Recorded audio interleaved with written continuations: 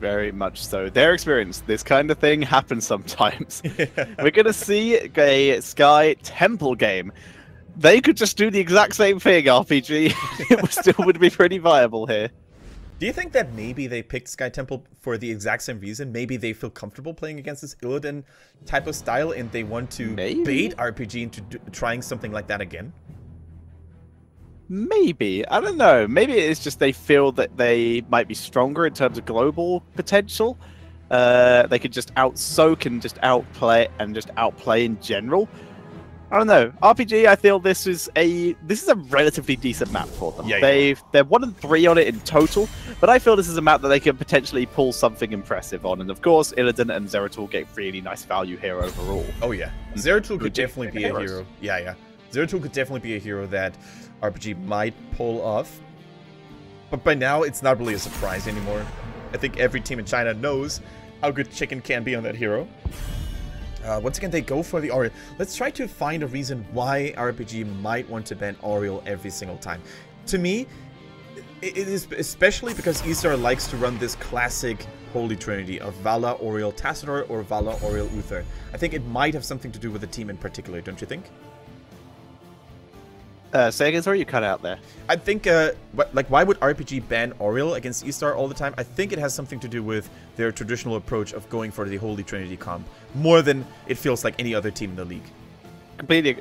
I completely agree with that idea. The double support comp that ESTAR just consistently runs is too scary, so you might as well just remove their main strategy and put them onto slightly more back foot strategies. It once again has shown that RPG have been doing some research.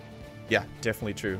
Definitely true, and you don't have to be a rocket scientist to find that out, because ESTAR, man, they've been successfully executing the style that HGC basically made popular across the globe, and they have been emulating it very, very well. Now, first pick on the side for RPG. Makes me think, by the way, maybe before HGC departed, he gave everyone a workshop and be like, "This is how you play the comp, guys. Do this and listen to me as a sensei." That'd be cool. Yeah, actually, if they did actually have like the old ESTAR team just like stick around for a week. I know if I was a team manager, that is 100% what I would do. If I had like a team that did that well at a mid-season brawl, I would say, okay, before you swap over to whatever you're doing, before you leave, before you retire, whatever, I'm going to continue to pay you to hang around for like 1 week, maybe a month, and just coach the new team that comes in. Let them find their own path, but just help them out. Each one of you, like, pick a player and just do what you can with them. Make this team as good as you guys were. Yeah, I think that might actually been the case, because it's definitely what I would do. It's like the right thing to do, right? If you think back to Phase 1, a lot of players like China #1, for example, or Good, who are now absolute star players in the region, they used to play under the banner of X Team, which was a mediocre, maybe a slightly above average team at best, right? They were never close to the top 3. Tier. Exactly. So for them to step up that much just in a couple of months, I think that is very much a possibility. Maybe the old gods from ESTAR gave them a little bit of a hand here. Super cool.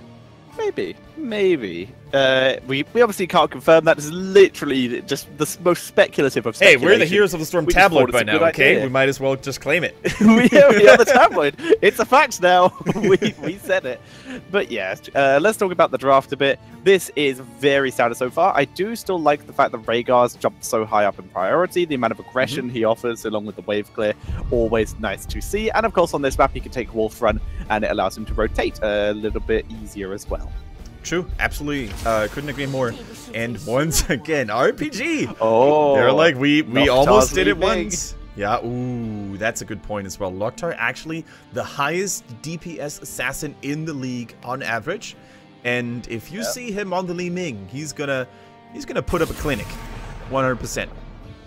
The Abathur is banned. They're a bit scared of what happened last time, and fair enough on them. In theory, RPG could still go for like Tyrael Morales here and go for that kind of backdoor cheese comp. Oh boy! But not so, like Li Ming does a lot of solo damage. Uther gives a lot of CC and sustain through it once this amplification ends. But it's unlikely we're going to be seeing that particular comp out of RPG. And I really want to see how well RPG can perform now with a very similar approach with the Illidan and the Uther compared to last game. Now that Genji is not in the mix, now that a strong magic counter or magic damage counter to the Illidan and a strong mobility counter as well won't be able to be picked. So what is ESTAR going to summon instead? Now, I still wouldn't hate the Tyrael. Once again, FZ looked really, really good in that hero. Seems to be a comfort pick, but they go for the Anub this time. And once again, Ooze, I think, is going to be on that Arthas. Why wouldn't they ban Arthas, by the way? Why did they go for the Dahaka instead? RPG, that is. An interesting... The Dahaka, the global, is just so strong. I think they're just... I think if they plan if they planned at all on going with a sort of split push rotational style, they didn't intend to fight Arthas that often, so they just wanted to remove some of that global potential that would slow down Illidan. That actually makes a lot of sense, because the Dahaka, of course, could use the brush stock to immediately follow up on the defense. Yeah, that actually makes a lot of sense, I agree. And we saw how clunky Arthas felt sometimes, right? When Murden just kept harassing him, prevented him from teleporting back, and only at the very last moment was he able to help out. So, yeah, I really like your idea.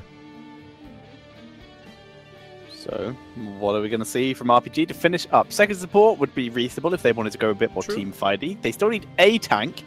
So, which one will we see from them here? I mean, Wang is... Wang is really good on a variety of tanks. You could still go for the Stitches, maybe with a Putrid Bowel to deny the enemies a nice retreat. You could still go for the Muradin again, but are they really going to go Muradin Abathur again? Ooh. Well, the Abathur's gone, so the Abathur is gone, so they bring out the Muradin, and they bring out a Tychus, so they have that tank shredding ability. Yes. They do have the opportunity to team fight now. Now, how much, like you were casting HGC Open Division in Europe yesterday, how much Leoric do we see these days? Because it appears to me that... A lot? A lot against heroes like the Diablo on Muradin double tanks jumps in quite often. Because doesn't it confuse you as well why China never picks Leoric, even against the likes of Arthas, who are so susceptible to the Drain Hope? I think even here in this game, it would have actually made a lot of sense. Maybe even instead of the Muradin, because when you rock this side-pushing, you know, distracting Illidan playstyle, you don't even need a full tank, right? Leoric could definitely hold his own there. I would agree. The Leoric is good. I just think he actually has a really terrible... If I remember correctly, I'm pretty sure he has a bad win rate in China. He might be like their current Anubrak, where it's just like, oh yeah, the other regions week he's good, but he loses all the time here, so he can't be. Yeah, maybe. I think actually China has, if you compare Phase 2 to Phase 1, China has become a lot more, I want to say, unflexible. Like, when they were willing to experiment in Phase 1 every now and then, I think right now the meta has definitely stabilized and settled a lot more, and teams who normally go for something outside of the box and go for something exotic have become less and less, don't you think? Yeah, the SBT aren't jumping outside the meta as much as they used to. CE aren't flexing their muscles as much. Yeah. We are stabilizing a little. SBT still appears to be the team holding the flag of this is fine. We're just only in the right situation. Yep, very true. And as both teams are gearing up and are getting ready for that game number 2, whose draft would you actually prefer, or whose draft would you give sway to, Tencher? Global potential is available for both teams. Team fight potential. I like the fact that they have the Li Ming again. There's a lot of pressure against it. I wouldn't hate to see an actual Locust Swarm coming in for a Nubrak, but we all know that they're gonna attempt to avoid team fight, so it is gonna be Cocoon. Yep. Overall, I think ESTAR have a lot more shrine pressure, so unless RPG can pull off some crazy split push strat, which they don't even have the Abathur for to get the double copy anymore, they would have to do something insane to be able to achieve the backdoor like they were attempting for last time. So I'm going to lean towards ESTAR. I gotta completely agree with you. I think ESTAR is gonna come out slightly stronger out of this draft, but is it going to be proven true? We're gonna find out in game number 2 between ESTAR and RPG.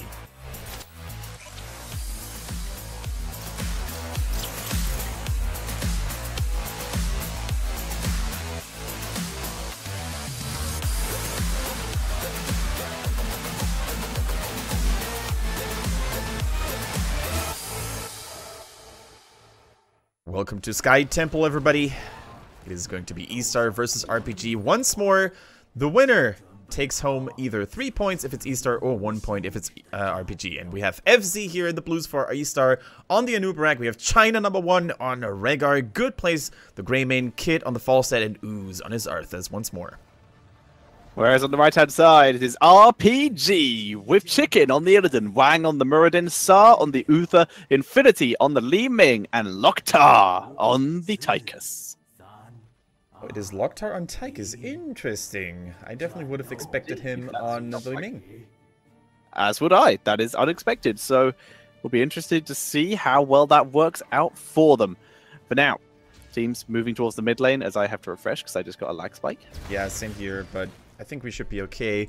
We see the Nerubian armor coming in for Anubrak this time. No region master, of course. That makes a lot of sense if you have Li Ming in the enemy team, who could otherwise hurt you quite a bit.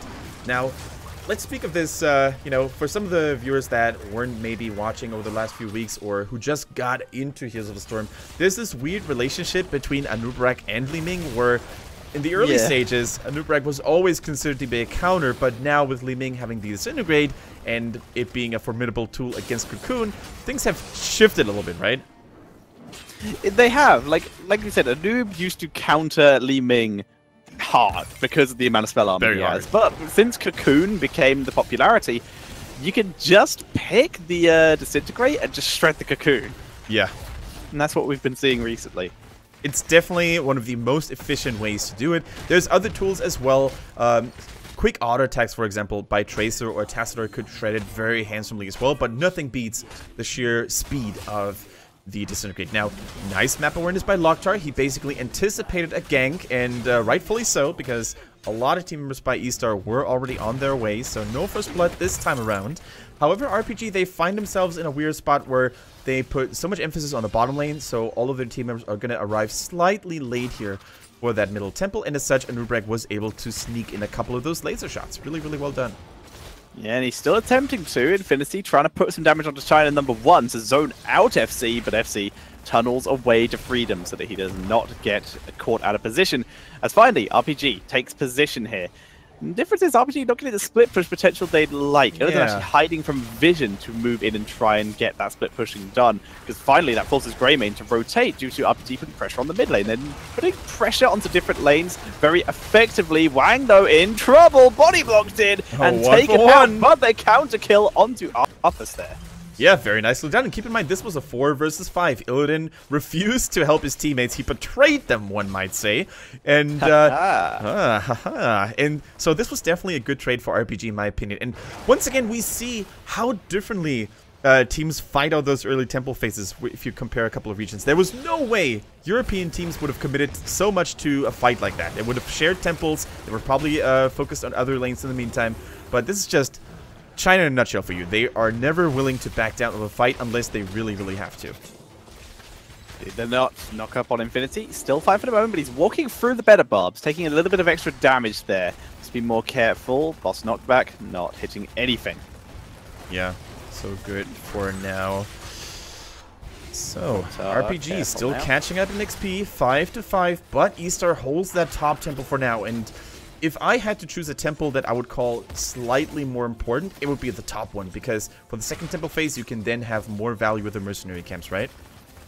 Agreed. The mercenary camp will be pushing through less structures, so therefore top temple in theory does get more value, due to there being no mercenaries in the mid lane. The mid lane, however, is a very common ending lane on this map as well, so we will see better barbs catching all of the members here and giving ESTAR a little bit of opportunity to take control on this temple. RPG are in fact going to just abandon this. They delayed for a while. This has allowed Illidan to take 1 tower.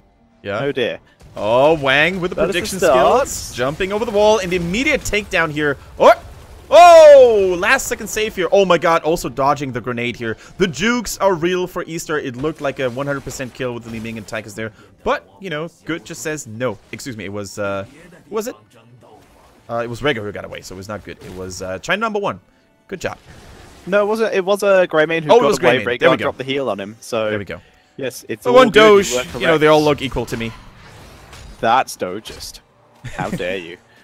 For now, ESTAR continuing to hold control. RPG, similar scenario, lose objectives, but keep XP due to the fact that Illidan has just been soaking the entire time. Right now, we see mercenary battle with ESTAR picking up their Siege Giants. Chicken already grabbed his by himself, so they are just soaking against each other. We actually have the proper solo lane we've come to, not the solo lane we've come to expect, sorry. The fun matchup we were talking about earlier, Li Ming and Nubrak were solo laning against each other for a while, but Li Ming is finally leaving. True. I also like how Loktar on the Tychus is shredding down the enemy Siege Giants already, establishing a little bit more pressure in RPG's favor. However, he needs to be aware that he doesn't get FC in trouble. Body blocks beautifully done and down the hole.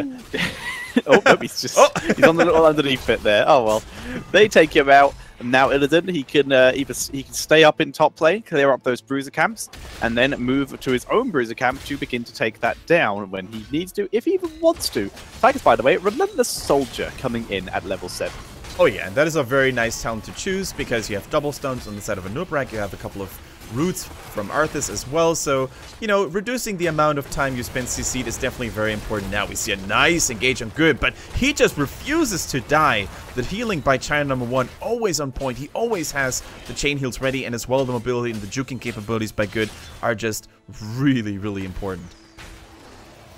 Yeah, very important indeed. As the objective begins to spawn, Illidan goes to the camp, and Falstad going to try and counteract some of that slope, chilling in the top lane, because they're not going to commit to the objective likely at ESTAR, because RPG are closer to level 10, despite ignoring the objective. And in fact, Illidan going to abandon the camp, because he knows Falstad's here, he knows they're going to be here to clear the camp if he takes it, so instead, he's just going to defend this top 4.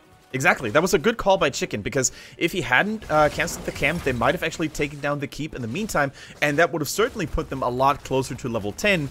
So, sometimes it's just good to let go, even for China. Sometimes Chinese players know when to let go, and in that case, it was definitely the right choice by Chicken. Yes, it was. He can grab that camp whenever he needs to. He'll lose the immediate value, but potentially get more long-term value. You can see now that Falstad, Greymane, and all that have pulled back a little bit from the area, leaving Illidan a little bit more time to actually grab this objective. So the patience is, in this case, a virtue. Wang finds Greymane, finds Rhaegar, followed by finding Greymane. Takes a little bit of damage, but easily able to retreat.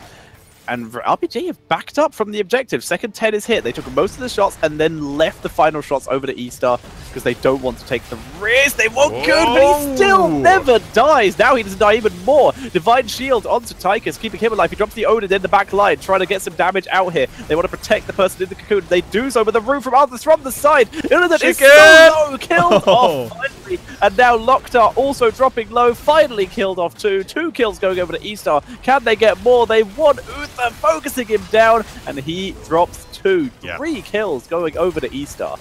Yeah, Li Ming was cast off a little bit because she got weakened early on as well. There was no way for her to return to that battle, and that's of course a fight that ESTAR wants to take. If they're grouped up as 5, if they have the protection from Arthas, slowing Illidan down, slowing the Tychus down, excuse me, then they want to keep on pushing. They want to keep on fighting. Rhaegar also with an immaculate ancestral healing, protecting the Greymane. If he had fallen, this fight would have gone way differently. And that's of course the big problem for RPG as well. They put all of their eggs into the backseat. Hold on, they go for another engage. Murden popping the Avatar. They're looking for it. The Avatar has been popped. Muradin's so low, though. They dropped a 3 versus 4 fight, basically. And now they weren't able to get kills. They've used all their heroics, basically, anything that was available to try and get something, but they couldn't. They went for a Nubrak as opposed to Greymane. And, well, I guess that might just be a condition thing of, oh, Greymane just doesn't die. Either way, they're going to move in, and this time they're going to attempt to maybe raid the camp. They don't have Illidan here. He's trying to be a distraction in the mid lane. Yeah, they've got good vision right now. They see Falstad in the top lane dealing with those mercenaries that were pushing pretty mercilessly against that top forward. And also they had good vision of everyone else. Muradin was scouting the bush on the left-hand side. They stole a mercenary camp. That is a nice little victory here. In particular, I gotta mention that RPG is not that far behind in terms of XP. They managed to get some good soak going. 13 is right around the corner, so once they unlock the... Oh, never mind. Illidan is jumping top. Camera, please. There we go. Camera, please. Illidan is very far in fact, in the fort range. He's now in full retreat. Minions, come closer, please. I need you. It's going to be Infinity who runs within range to get him out. Nicely done. What a bro. What a Wang. I think we had that from last week. What a nice guy. There we go. That's actually what we established Wang stands for. What a nice guy. Just in case you were wondering. Yeah, so there you go, guys. You can put that in the chat, and we will be a bit more considerate about allowing it. Although that's not a ban-worthy term, I would say anyway.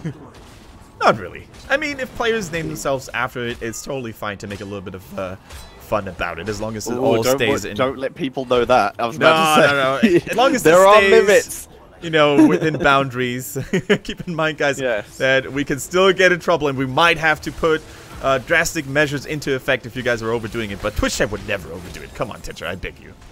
Of course, they would never overdo it. I did accidentally misread a player's name at one point. There was a Russian player called Steer at one point. Yeah. I'm not going to say what I misread that as, but I'm sure most of you can guess. As we see Wang in full retreat, getting slowed. He pops the avatar, Dwarf Toss giving him the armor, tanking through the Wang shield just in time, but the double root might be enough to lock him down as we see the chase continuing. It looks like Sar's going to give his life for the rest of his team again.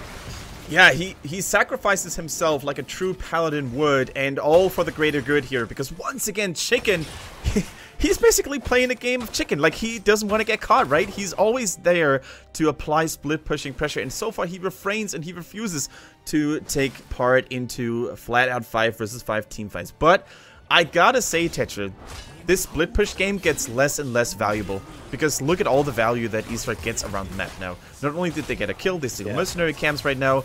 That keeps RPG busy, which is good for the next temple phase. Right now, I think they should really use Illidan a little bit more in team fights. Yeah, and they're trying to now, but instead they're just losing members. And like you said, this split push doesn't gain any more value until they can actually buy enough time to take a keep with it. Because the whole point of this is that you can pick up a keep maybe to open up a win condition, either via getting kills or getting a boss or just sneaking Illidan back there. But same issue as last game. They go too far forward, they get picked off, they're trapped in their base, they're too far behind. How do you rate Li Ming's impact on the game so far? I have never seen a reset combo. I've never seen her doing the big damages, and I just got a question: wouldn't a different mage maybe have been more impactful? I would rate Li Ming's current contribution on this game as dog toy, aka being grabbed and just flung around by ESTAR. Yep. They're having a bit of a rough time. Like I said, maybe another mage would have been a little bit better here. Not entirely sure. For now, Infinity just poking back from range, doing the good single target damage. That is always nice. As they work it down, killing off the boss. Their keep shall survive here. Yeah, the keep is definitely going to make it out alive, and no temples to be activated anytime soon. So, you know, not all is gloomy and dark here for RPG. They can still stabilize with 16 being so close. Once again, by the way, we see Arthas with the increased self-heal or damage depending on how much target health he's lost. Looks like that seems to be a little bit of a new trend here, at least for ESTAR's Ooze. And that is certainly always nice to see different tank players approach a different kind of build. It is Embrace Death, by the way, for those of you guys who are wondering what the talent is named. It's down onto the Nubarak, but not enough to finish him off. And once again, RPG in retreat. This time Infinity able to dodge the tunnel in from a Nubarak there, and as such, they are all safe. Meanwhile, in the bot lane, Illidan is continuing Sir Tetra the First is back at business. Sir Tetra the First is split pushing the bottom lane, attempting for the long-term goal of picking up a keep. In the meantime, his core is dying. No. It is the keep that is taking the front wall of the top keep that is taking a little bit of pressure, and Falstad kind of being forced to clear out mid and will then potentially be forced to rotate to bot if RPG are able to siege this. Falstad, no, flying back up to... Oh, no, wait, Illidan went for Falstad. Illidan went for him. Just being burned. Can he get him? Nice. Chase is on. Barrel roll over the wall could be used. I don't think it's going to get him. There we go. There we go. Falstad survives. But in the meantime, RPG are dying as they are in full retreat, running away from this. Use the extra speed from the stun there that Uther took on level 4. And as such, he's able to escape. And nice use of ability there. My heart skips a beat whenever I see plays like that from Li Ming players. When they aggressively teleport in, trying to get a kill, but they don't get it, leaving them extremely vulnerable. Unfortunately for ESTAR, they couldn't retaliate, but still, Infinity, bro, cool down a little bit and only go for this execution when it's 100% safe. We saw Meng from Hot Lady in, I think it was week 1 or 2, spectacularly dying to a similar maneuver, so... Yes, indeed. So, either way, some time has been bought by Illidan with that pressure in the bot lane for his team. As the stream stutters a little bit, but I'm still good. RPG continue to rotate around as much as they can. Yeah, Kid, once again in trouble. Gus is ready, though, just in case he needs to put the emergency exit button and he needs to get out of harm's way. The temple has been fully occupied by ESTAR as well. And I mean, if you take a look at the minimap here, and if you compare building... Never mind, we're gonna skip that thought here, because another... No, never mind. Okay, so if you compare the buildings on the minimap, back to what I was saying, is that RPG has done a really good job. Despite not getting all the temples, Illidan has always been dealing almost exactly as much damage as the temples for ESTAR, so it's a pretty even game. Pretty even game indeed. RPG poking damage. They're not really picking up kills here, but they're making ESTAR a little bit more cautious about how aggressively they're positioning on the map. They're creeping their way towards 20.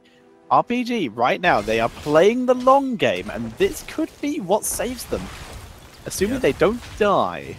Yeah, dying is definitely the worst thing that could happen to you. Dying is detrimental to living, I have been told.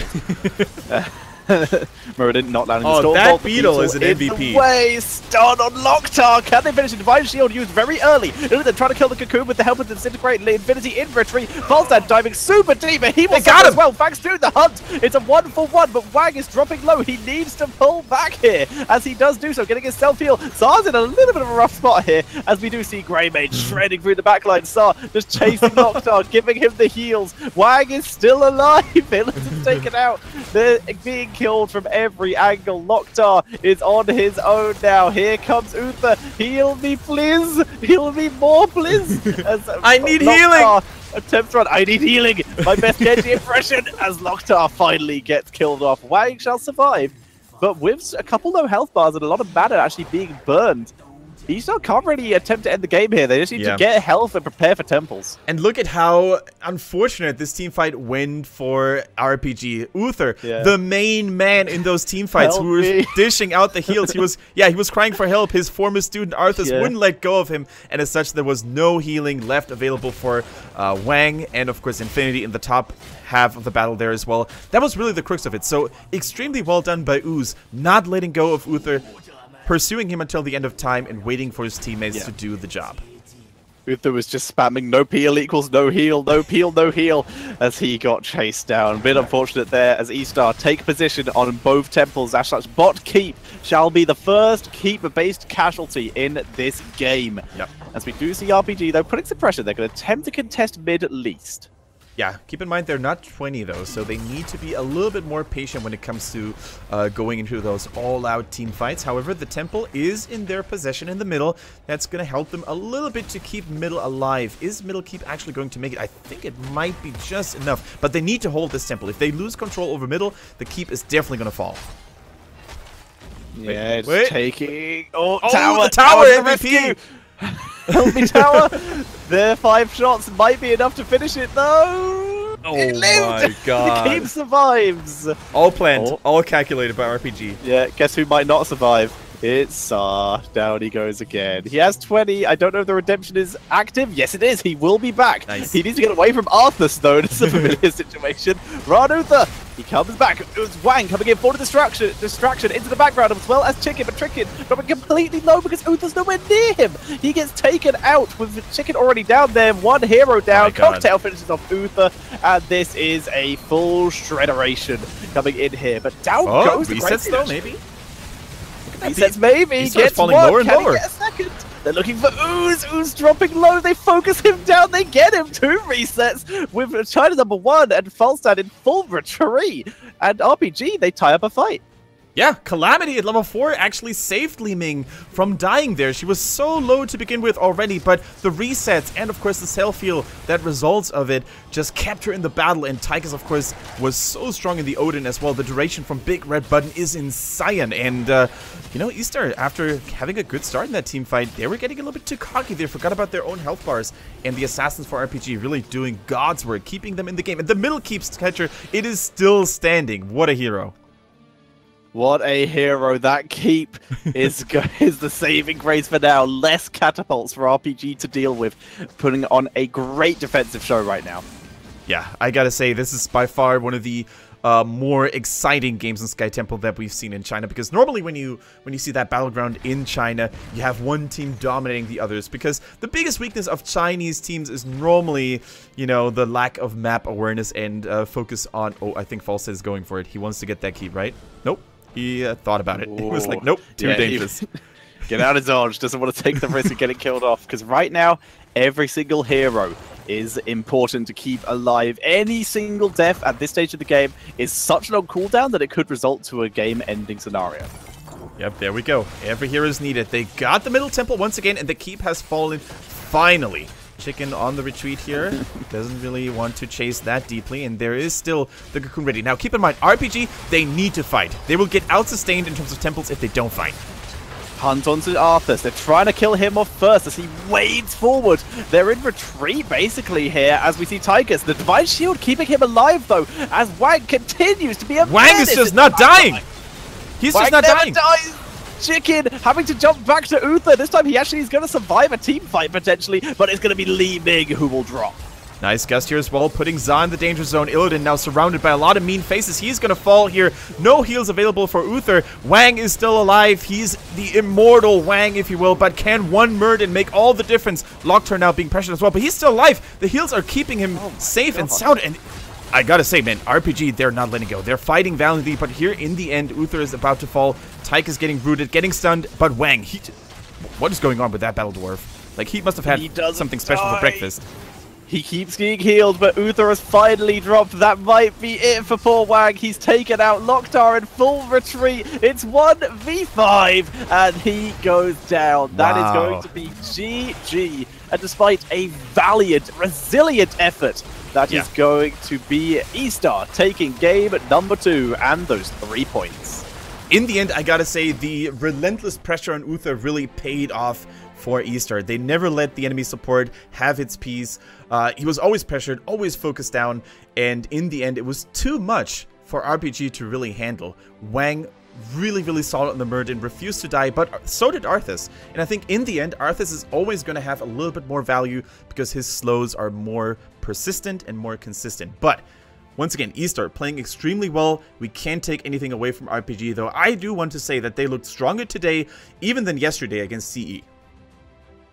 Yeah, they are looking so good. And to be fair, though, they only have one more of the top 3 teams to play against to attempt to sneak in some points. But the way they're playing at the moment, I don't think there's any chance they're going to be losing unnecessary points against any of the teams below them in the standings. Yeah, so ESTAR did not disappoint their fans. They managed to pull even once again. CE is going to play, though. Actually, they take a lead of CE, but of course, CE is going to play a little bit later. Actually, the next series is going to be CE versus Hot Lady, so there's going to be a little bit of pressure on CE now, and Hot Lady is no slouch. They're definitely a team that is always good for a surprise. They can always take a map off you, and if CE falls today, or if they only play a tie, then for the first time, they are losing their number 2 seed.